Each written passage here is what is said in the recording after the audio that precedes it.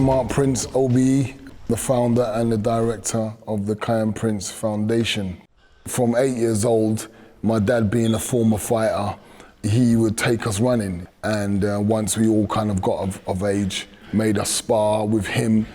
Being at a time where racism was more open, if you didn't know how to take care of yourself as a kid, you were gonna be the weaker animal in the jungle out there.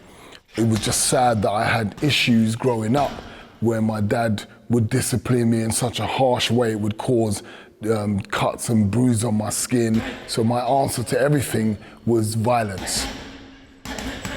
I started boxing at 21.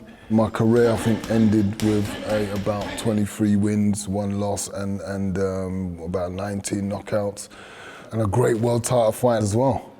We're talking about fighting one of the best light heavyweights that went down in history, Darius Mikuchowski, and you can't take nothing away from him. I would hate watching my son getting bashed in the face. I was quite pleased that he took on the mindset. You go to Queen's Park Rangers and they had some great plans for Kiyan, and then you really could see every time he hit on that pitch, his mindset and his drive to score and win tackles. He just had a wonderful leadership quality about him. So Kiyan, at 15 years old, was at school. In fact, he was outside the school gates. They noticed a fight breaking out, and Kiyan went to break it up. The guy pulled a knife out. And from the feedback I've got, Kiyan said, what are you doing with that? Put it away, man. And the guy went for him. And when I saw Kiyan's body, I saw marks from the knife on his forearm, so you could see he was blocking him. One got through straight into his heart. And yeah, he died outside his school in front of his friends and everyone.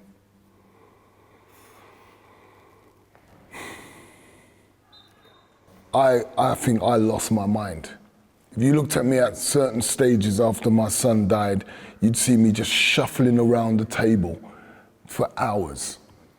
And then I'd make some mad, crazy, screaming, crying noises, and I'd go back to shuffling again. When you leave seeing your son's dead body, and it goes from warm to cold, you're lost, you're paralyzed yourself. I realized then I had no control. I had no control over whether my children could live or die. But I just decided that I was gonna do something that was gonna honor his life, and I was gonna show other young people about him. If I could save a parent from my pain, save a child from what my child had to go through, then I'll do whatever that takes. We go into primary schools, deal with secondary schools, and we also deal with young people in prisons. And we utilize training to develop them physically and mentally. And we've also got counselors, therapists on board. So we got to develop the mind, because you have to be free here first.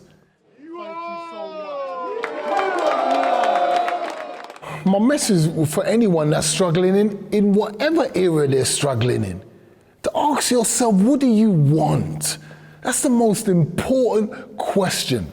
There is no one else like you, no one else with your DNA, no one else with your makeup. So you're here for a purpose. Do not give up. Decide what you want and go for it.